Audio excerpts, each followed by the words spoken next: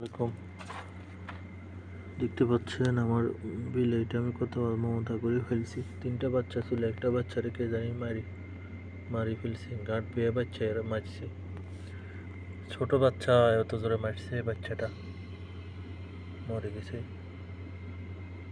কোন হারামিয়ে পাইয়ে মারছে। 3টা বাচ্চা ছিল ভাই, দেখছেন না মাটা কান্না করতেছে।